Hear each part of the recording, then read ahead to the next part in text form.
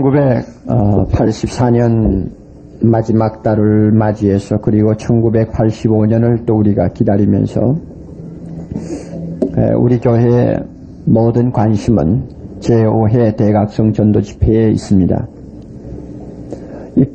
입당을 기념하고 성탄을 축하하고 또 송구영신하고 이 모든 사건을 기회로 이용해서 우리가 할 수 있는 일이 무엇이냐? 그것은 하나님이 가장 기뻐하시는 일을 하는 것입니다. 이것이 바로 죽어가는 생명을 구원하는 일입니다. 이것을 빼놓으면 교회가 무엇을 해야 하느냐 다시 물어야 합니다. 그래서 금년 연말과 내년 연초는 하나님이 기뻐하시는 일을 위해서 우리가 기쁘게 헌신하고 투자함으로 이 교회가 하나님의 사랑과 축복을 더욱 받고 또 하나님이 더 큰 일을 맡기실 수 있도록 우리 자신이 준비하는 것, 이것이 중요한 관심사라고 생각합니다. 물론 전도를 교회가 강조하면 가끔 비판하는 분들이 없잖아 있습니다. 교회가 이렇게 많은데 왜 자꾸 전도를 하려고 하느냐. 또 교회가 벌써 1000명이나 넘어가면 누가 누군지를 알지를 못하는데 왜 자꾸 전도하느냐. 이렇게 해서 어떤 실리적인 입장에서 비판을 하는 분들이 없잖아 있습니다. 물론 그들의 비판에도 전혀 근거가 없는 것은 아닙니다만 오늘 이 시간 에티오피아의 국고를 담당하고 있는 무명의 내시, 즉 황간이죠. 그분이 예루살렘에 예배 보러 왔다가 돌아가는 길에 하나님이 그를 어떻게 구원하셨는가를 우리가 간단히 좀 살펴보면서 우리 마음속에 있는 전도에 대한 소극적인 태도, 비판적인 태도, 무관심한 태도, 이것이 하나님의 마음에 도무지 어울리지 않는 것이며 하나님이 기뻐하지 아니하신다는 사실을 이 시간 배우시기를 바랍니다. 그렇게 되면 우리의 안일한 태도나 소극적인 태도나 비판적인 태도 같은 것이 구름처럼 흩어지고 하나님이 주시는 새 힘을 우리 자신이 감당할 수가 있을 것입니다. 이럴 때 오는 것이 무엇입니까? 하나님의 마음에 합한 자가 될 때 우리에게 주어지는 가장 큰 선물이 무엇입니까? 여러분 본문 한번 보세요. 저 마지막에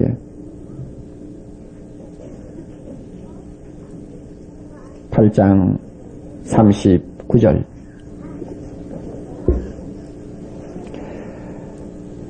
빌립과 내시가 둘이서 물에서 올라갈새 이제 세례를 주고 올라오는 것입니다. 주의 영이 빌립을 갑자기 데리고 가버리셔서 이거는 기적입니다.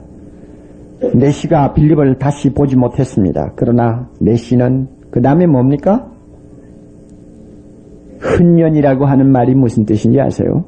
흔년이 길을 가물고 그를 다시 보지 못하니라.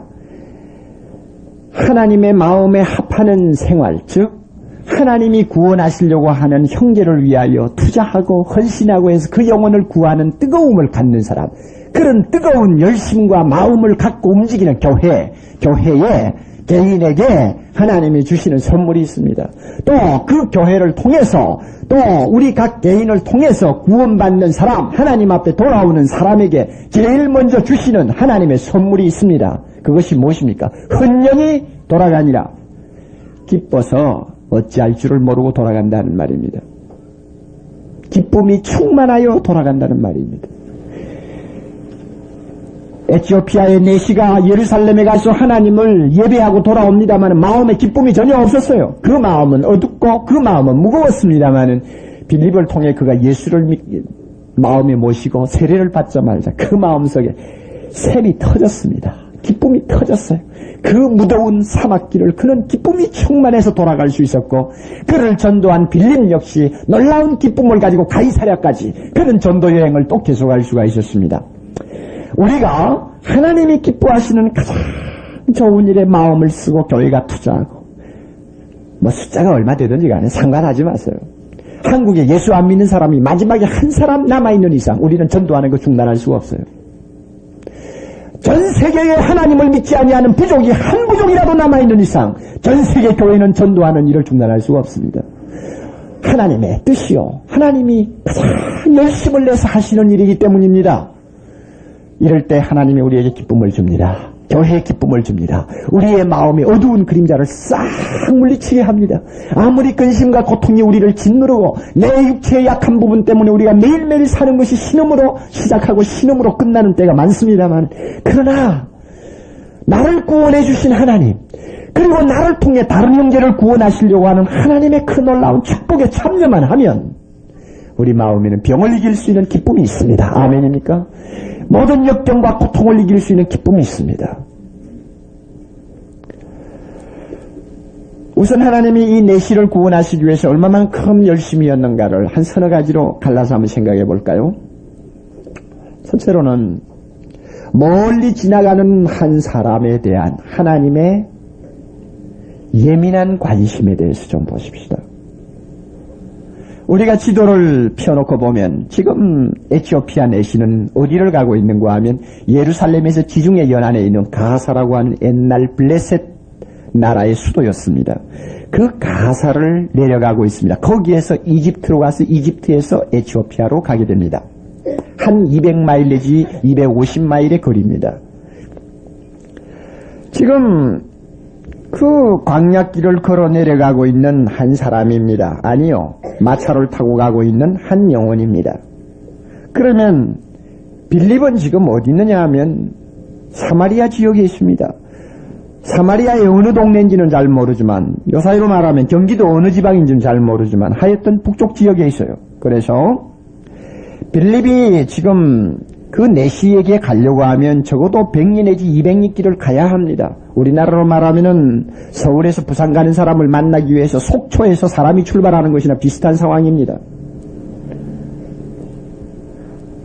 그런데 잠깐 지나가는 한 나그네입니다. 빌립에게는 전혀 알 수 없는 미지의 사람이요, 어느 사람에게도 관심을 끌 수 없는 광야길을 지금 외롭게 마차를 타고 내려가고 있는 흑인입니다. 그런데 하나님이 그 사람에게 집요한 관심을 표현하고 계십니다. 하나님은 그 내시를 사랑하십니다. 그를 선택하셨습니다. 그를 자녀로 삼고 싶어하는 뜨거운 관심이 있습니다. 이런 사람에 대해서는 아무리 그가 멀리 있어도 하나님은 놓치지를 않습니다. 에티오피아, 얼굴이 탔다 하는 말입니다. 여러분이 에티오피아에 다녀오신 분들도 계시겠고 또 만난 분들, 에티오피아 사람을 만난 분도 계실 겁니다. 저도 본 기억이 있어요. 정말 검습니다.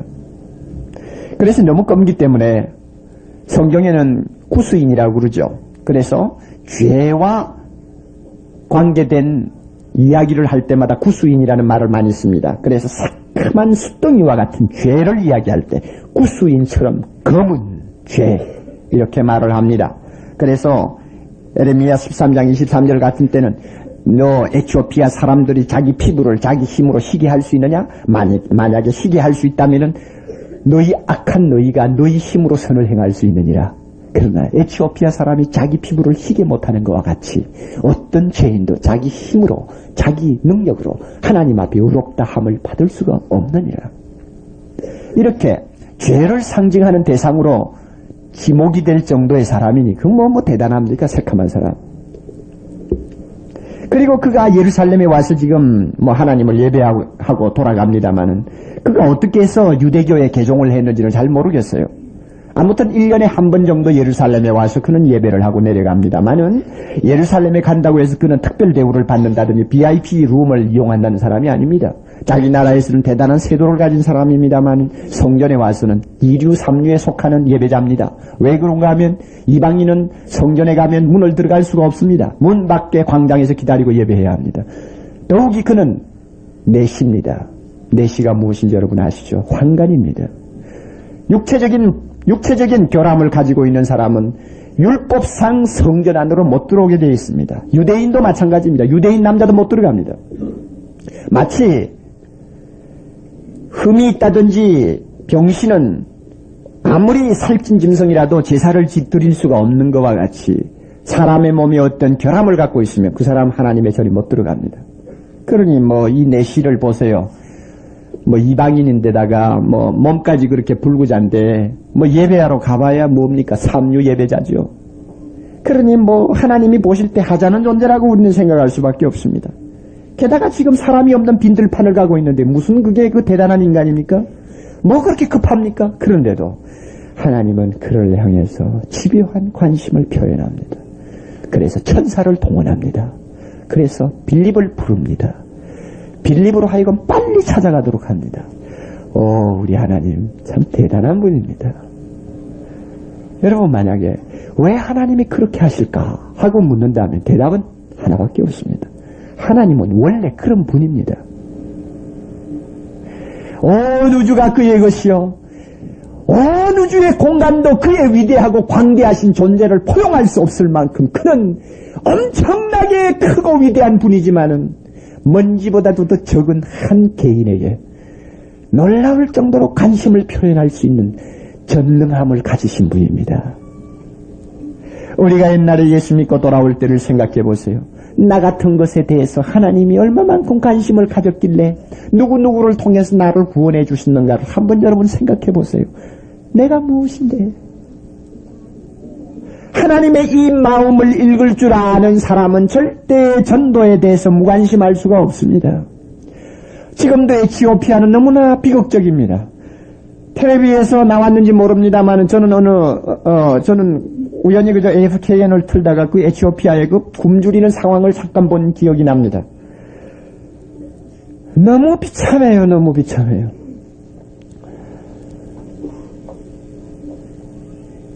명색이 약 80%가 기독교의 콥트 종교파가 지배하는 나라입니다마는 군부의 독재, 전쟁,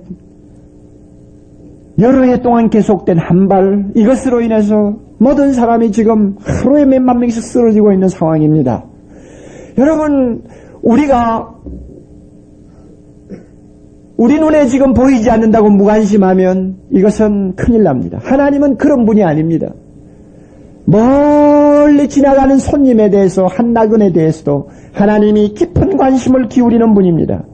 어느 신문의 사설처럼 이번 크리스마스에 예수님이 오신다면 대한민국 교회에 계실까? 에티오피아 난민들이 먹을 것 없어 죽어가는 그 자리에 가서 계실까? 저는 분명히 하나님이 어디 계실까? 묻는다면 우리 하나님은 그와 같이 보이지 않는 미묘한 아무것도 아닌 사람들에게 깊은 관심을 가지는 분이다 그 말입니다. 그러므로 사랑의 교회 옆을 지나가는 한 나그네, 우리는 무관심하게 넘길 수 있을지 모르지만 그가 만약에 예수 믿지 않고 있다면 하나님은 결단코 그를 무심하게 넘기지 아니하십니다. 하나님은 그런 분입니다. 그렇기 때문에 나 같은 것이 구원받았고 여러분이 구원받았습니다. 이 하나님의 심정에 우리 마음이 합해야 됩니다. 하나님의 이 관심에 우리가 일치한 삶을 살아야 합니다. 그래야만이 교회입니다. 그래야만이 하나님의 자녀입니다. 또 하나 우리 생각할 것이 있습니다. 절호의 찬스를 놓치지 아니하려고 하신 하나님의 진지한 태도에 대해서 생각을 해보셔야 됩니다. 내시는 1년에 한 번 예루살렘에 올까 말까 한 사람입니다. 그는 지금 한 하루 내지 이틀이면은 전도자가 미칠 수 있는 거리에서 벗어납니다. 지금 예루살렘에서 핍박이 일어나자마자 수천 명의 사람들이 사방으로 핍박을 피해서 흩어져 가지고 사마리아와 유대 지역으로 다니면서 전도를 하고 있었지만은 아직도 기간이 얼마 되지 않았기 때문에 대부분이 예루살렘 외곽 지역을 돌고 있었지, 지금 내시가 가고 있는 가사 지역이라든지 저 남방까지 전도자가 내려가 있지 않습니다. 그러나 하나님은 이 기회를 놓치고 싶지 않습니다. 전도자가 미칠 수 있는 거리에서 벗어나기 전에 이 사람에게 복음을 전하려고 하는 것이 하나님의 깊은 관심인 이상 기회를 놓치려고 하지 아니하신 것입니다. 게다가 이 내시에게는 여건이 좋습니다. 하나님을 예배하고 돌아가는 길입니다.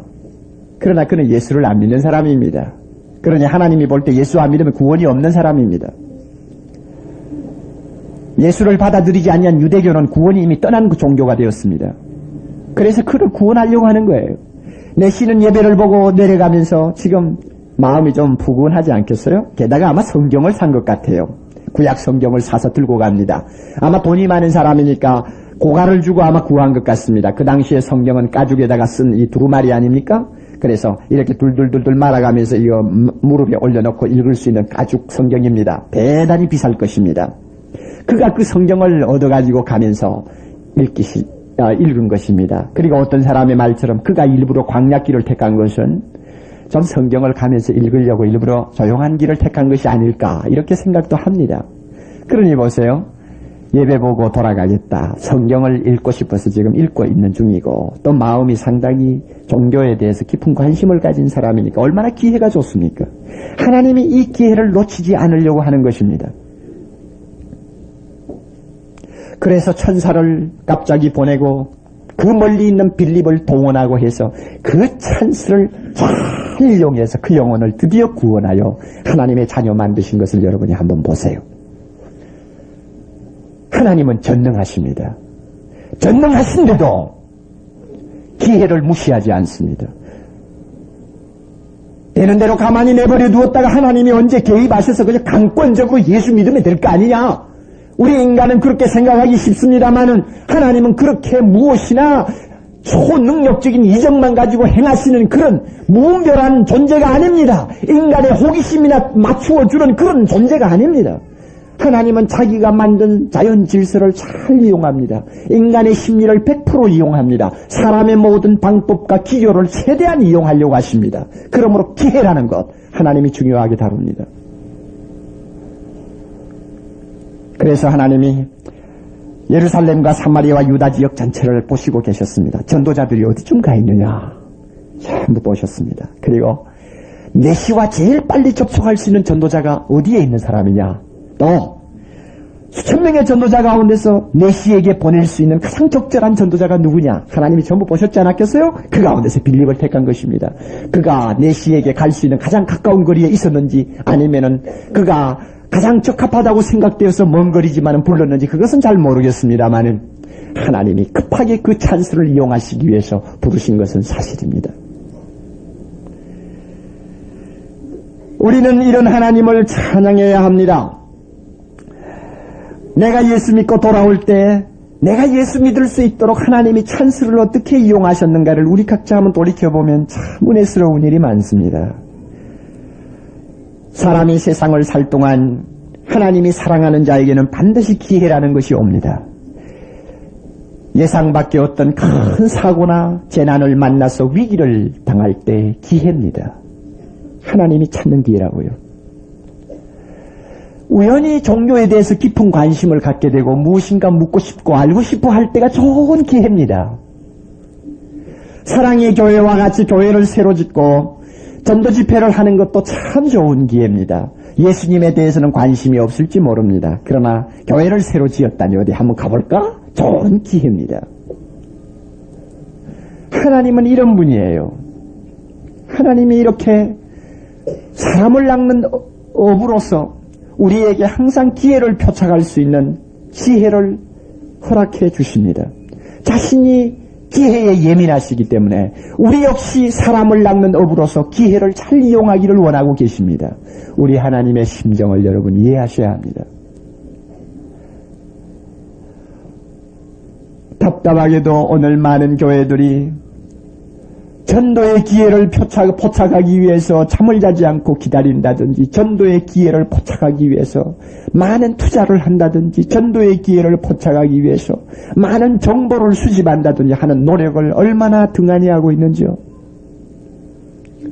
오늘 우리 개개인이 하나님의 자녀라고 스스로 자칭하면서도 내 가족 중에 믿지 아니하는 자가 어떻게 하면 예수를 믿을 수 있을는지 기회를 잡기 위해서 마치 낚싯대를 던져놓은 사람이 고기를 무는 순간을 예민하게 지키듯이 그 기회 포착을 위해서 기도하면서 기다리는 일을 우리가 얼마나 등한히 하는지. 그래서 수많은 기회를 놓치고 나중에는 그 영혼까지 놓쳐버리는 몸부림칠 수밖에 없는 실패를 우리가 얼마나 자주 체험하는지. 사랑의 교회, 그런 교회에 대해서는 안 됩니다. 또 하나 보십시다. 사마리아 교회의 목회와 지역 사회의 복음화보다도 에티오피아의 내시 한 사람의 영혼을 더 중요시하신 하나님의 불타는 마음을 한번 여러분 생각해 보세요. 하나님이 빌립을 부르실 때쯤 사마리아는 대부흥 역사가 일어나고 있었습니다. 빌립 한 사람을 통해서 온 동네가 그냥 발칵 뒤집어질 정도가 되었습니다. 마술을 가지고 많은 사람을 미혹했던 시몬이라는 사람까지 형식적이나마 회개하고 예수 믿고 세례받고 빌립의 추종자가 되었습니다. 모든 사람들이 지금 예수에 대한 깊은 관심을 가지고 회개하고 돌아옵니다. 그때야말로 사마리아에는 복음화의 좋은 기회라고 할 수 있고 빌립이야말로 전도자로서 가장 행복한 순간에 빠져있는 시점이라고도 할 수 있으며 사마리아에 있는 모든 사람들이 빌립은 없어서는 안 되는 지도자로 알고 붙들 수밖에 없는 상황이었습니다. 그런데도 하나님이 저 광야길을 가고 있는 한 사람을 구원하기 위해서 빼돌리는 것을 여러분이 한번 보세요. 어떤 사람은 이렇게 생각할지 모르겠어요. 그거야 뭐 당연하지. 에티오피아의 재무부 장관 하나쯤 예수 믿고 변화받으면 그 나라가 온통 복음화될 수 있는 가능성이 있으니까 하나님이 그런 잠재력을 보고 하신 것이 아니냐. 그러나 제가 증거를 하나 제시하죠. 전설에 의하면 이 내시는 빌립으로부터 전도받고 자기 고향에 돌아가서 여왕에게 전도해서 여왕이 세례를 받을 때 그 사람이 세례를 주었다 하는 전설이 있습니다만 이것은 어디까지나 전설이고 근거가 전혀 없는 이야기입니다. 그러면 세계에서 가장 역사가 오래된 나라가 에티오피아입니다. 이집트보다 더 오래된 나라입니다. 그러므로 만약에 그때 내시가 가서 여왕을 회개시키고 그 다음에 그 나라의 이 복음의 역사를 일으켜서 많은 사람이 예수 믿고 돌아왔다면은 반드시 역사적인 기록이 남을 수밖에 없습니다. 그런데도 그런 역사의 기록은 전혀 없고 에티오피아의 처음에 이집트의 알렉산드리아에서 동방 정교회에 소속된 선교사가 복음을 들고 처음 들어간 것이 내시가 살던 시대로부터 300년 후입니다. 그렇다면은 내시의 영향이 그렇게 크게 에티오피아에 미친 것이 아닙니다.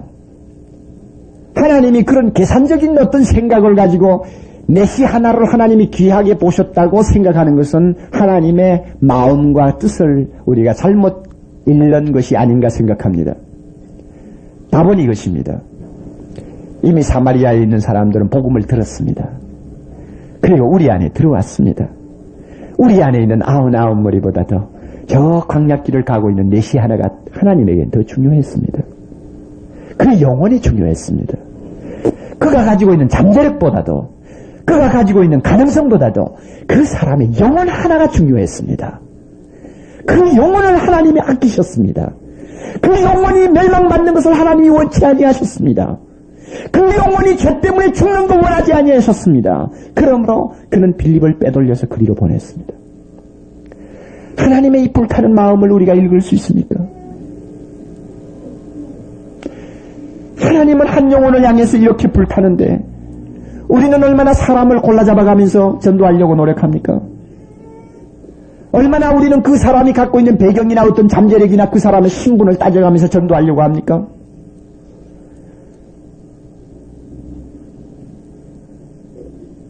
사랑의 교회가 참으로 하나님의 사랑을 받을 수 있는 교회가 되려면 이 하나님의 불타는 마음, 한 영혼을 향해서 불타는 마음, 그 한 영혼을 위해서는 자기 아들도 희생시킬 수 있고 그 한 영혼을 구원하기 위해서는 사마리아 전부를 희생시킬 수도 있고 그 한 영혼을 위해서는 어떤 면에서는 한 교회의 부흥까지도 포기할 수 있을 만큼 마음을 가지고 오늘도 일하고 계시는 하나님, 이 하나님을 안다면 우리가 절대로 전도에 무심할 수가 없습니다.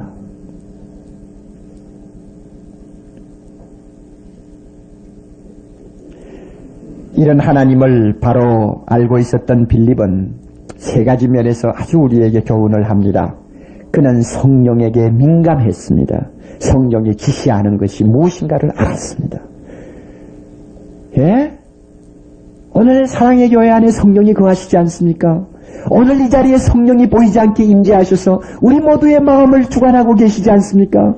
이 성령에 민감한 사람 얼마나 중요합니까? 빌립은 그런 사람이었습니다. 그래서 그는 빌립은 마음으로 성령께서 사마리아를 떠나서 지금 저 저 에티오피아의 내시를 찾아가야 하는 것이 하나님의 뜻이라는 것을 그에게 전달할 때 그는 거기에 분명히 순응할 수 있는 사람이었습니다. 우리가 성령을 모시고 산다고 하면서 성령이 근본적으로 원하시는 것이 무엇인지를 전혀 의식하지 못하고 내 욕심대로 내 계획대로 인생을 사는 일이 얼마나 많아요. 오늘 우리가 이 문제에 대해서 회개해야 합니다. 여러분 다락방에서 지금 배우고 계시죠? 하나님의 뜻이 무엇입니까? 아침에 일찍 일어나서 무릎을 꿇고 성경을 읽으며 잠깐이나마 기도할 때 성령이 내 마음속에서 무엇이라고 하시는가 여러분 들을 줄 압니까? 야, 너 오늘 직장에 가면 여러 사람들을 만나겠구나. 내가 웃는 모습, 너의 표정, 너의 말씨 하나하나, 심지어 내가 다루는 사건 하나하나 전부가 나를 나타내는 것이다. 직접적으로 내가 전도할 수 있는 기회가 생길지 모른다. 너는 항상 준비하고 있으라. 24시간 너의 활동 하나를 통해서 오늘 하루의 생활을 통해서 내가 영광 받기를 원하며 하나님의 나라가 임하기를 원한다.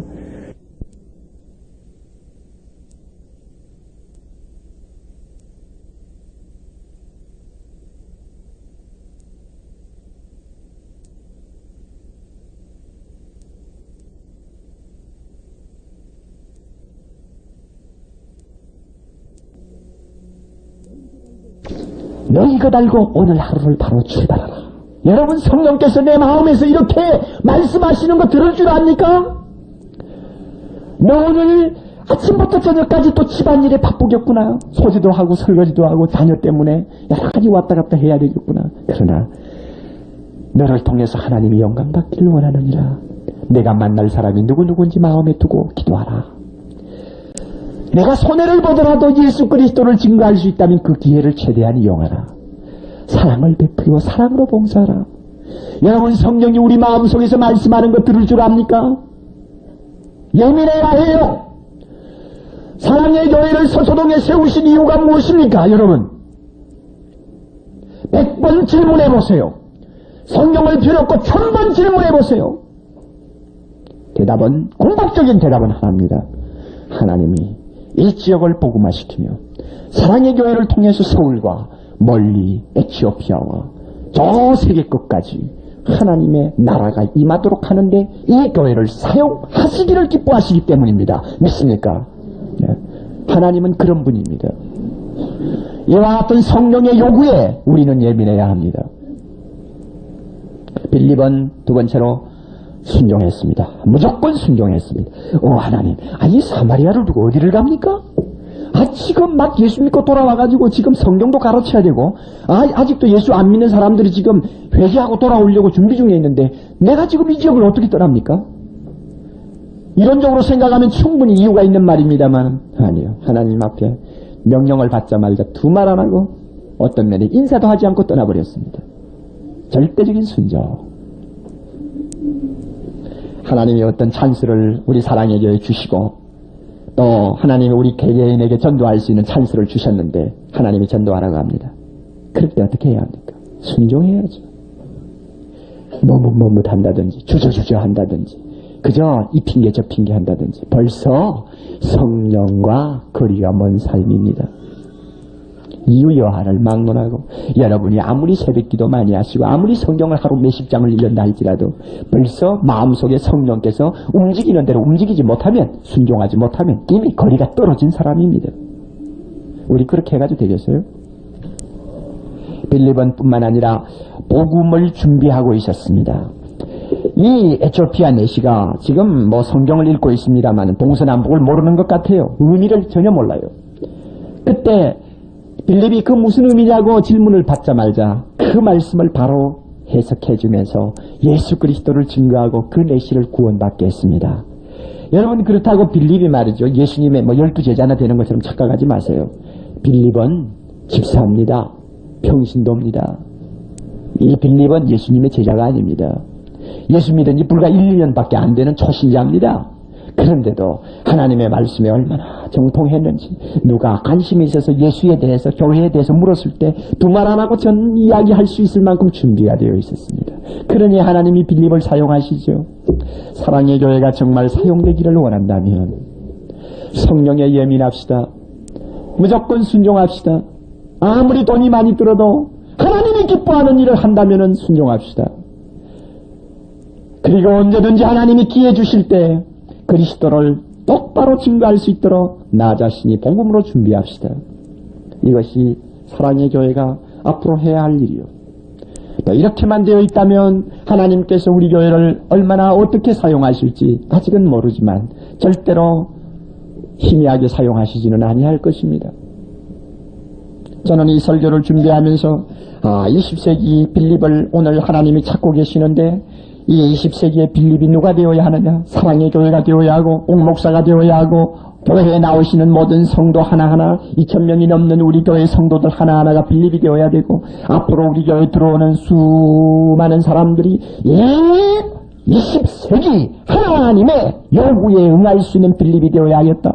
이와 같은 빌립이 우리 서울 자간 모든 직장에 흩어질 때, 이와 같은 빌립이 가정마다 흩어질 때, 아파트 단지마다 주택가마다 흩어질 때, 거기에 내시가 체험한 중생의 역사가 일어나고 큰 기쁨이 일어나고 거기에 하나님 나라가 임하며 거기에 우리에게 임할 수 있는 하나님의 축복이 따라옵니다. 누가 오늘 20세기의 빌립이 되시렵니까?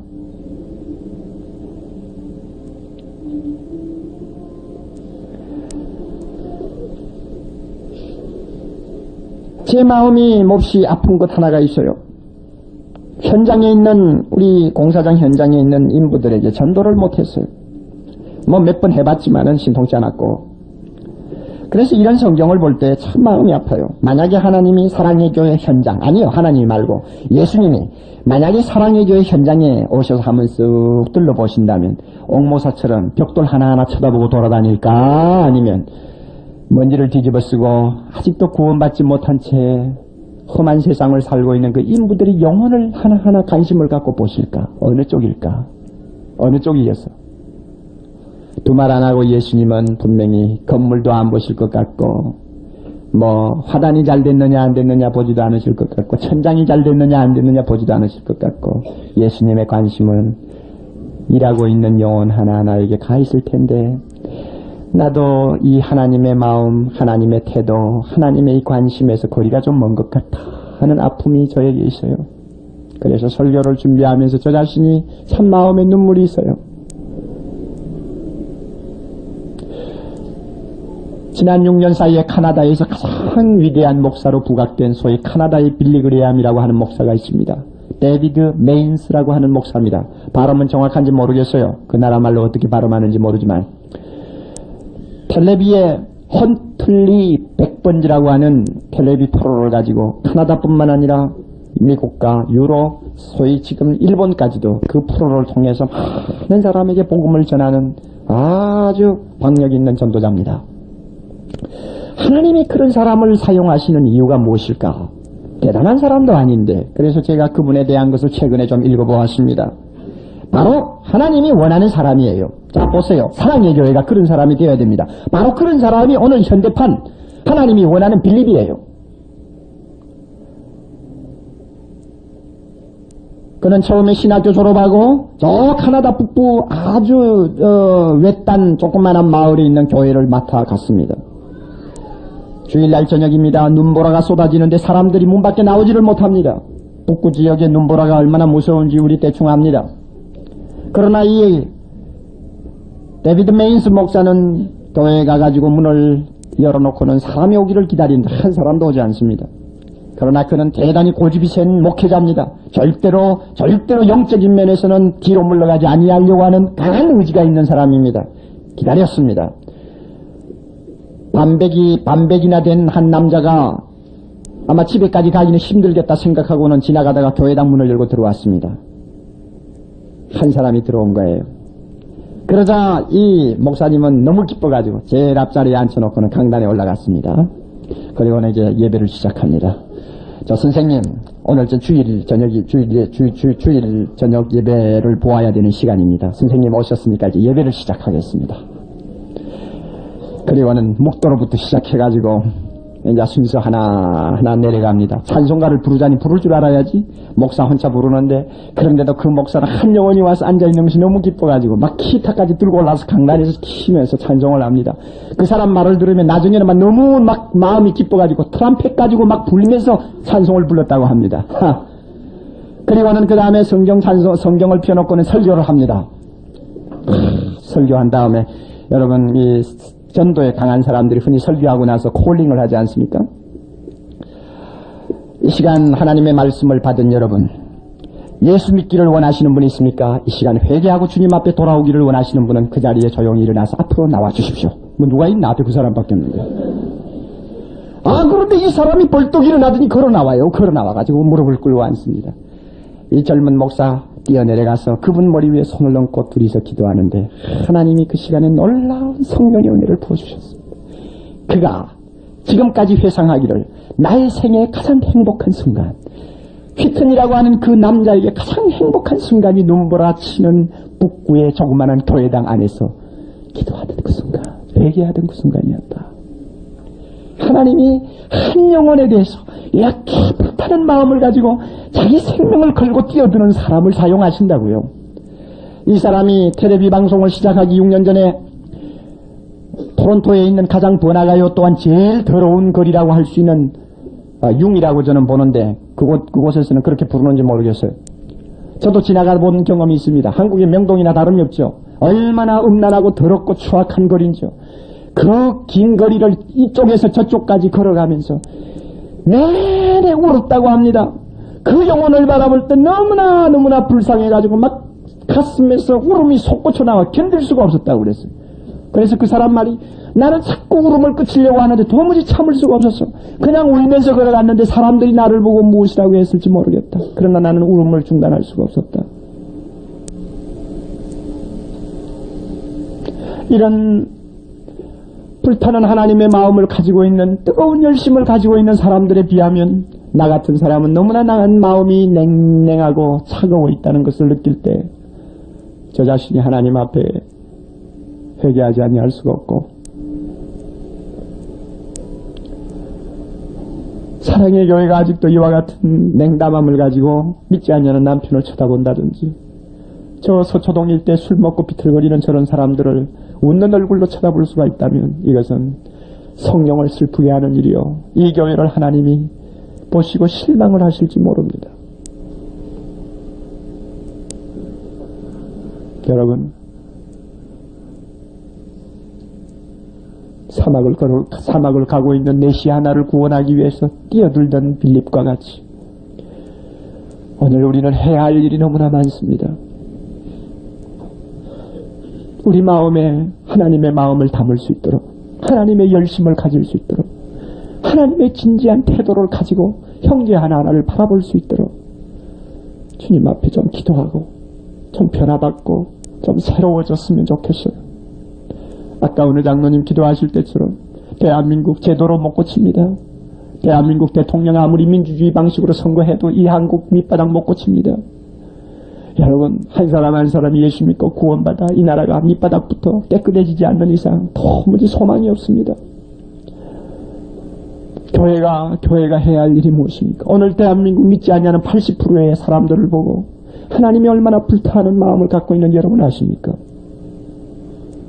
우리 이 심정, 하나님의 마음에 일치한 교회, 일치한 우리들 되도록 우리 마음을 열고 이 시간 한 목소리로 기도하는 시간 갖기를 바랍니다. 다 같이 기도하십시다.